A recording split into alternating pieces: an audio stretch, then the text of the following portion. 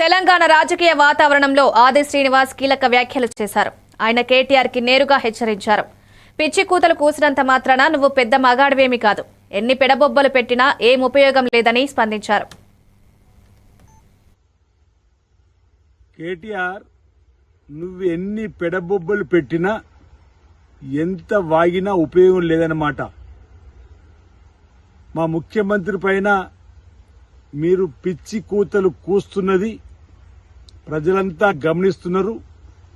పిచ్చి కూతలు కూసినంత మాత్రాన నువ్వు పెద్ద మగోడివేం కాదన్నమాట ఈ సందర్భంగా చెబుతూ, మీ బతుకులు, మీ తండ్రి గారి పరిపాలన మీరు చేసినటువంటి బతుకులు ఇప్పటికే ప్రజలు గమనించిండ్రు.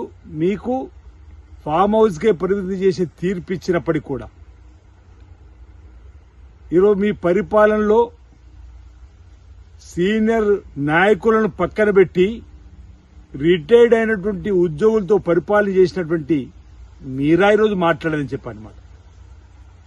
పోలీసులు పట్టుకొని ఏం పీకుతున్నావు అనే మాట అంటున్నారే, వెయిట్ చేయి, సమయం వచ్చినప్పుడు ఏం పీకుతారో నీవే చూస్తావు అన్నమాట సందర్భంగా చెబుతూ, ఈరోజు ఇంత నిర్లజ్జగా పలచనగా మాట్లాడేటువంటి భాషను మానుకోమని మా కాంగ్రెస్ పార్టీ పక్షాన్ని అనేక సందర్భాల్లో చెప్పిన భాషను మార్చుకోకుండా ఇష్టానుసారంగా మాట్లాడేటువంటి మాటలు మీరు తీవ్రంగా ఈ సందర్భంగా తప్పుపడుతున్నమాట సందర్భంగా చెబుతూ, ఈరోజు మా ముఖ్యమంత్రి గారు ఓ పద్ధతి ప్రకారం పరిపాలన సాగిస్తున్నాడు.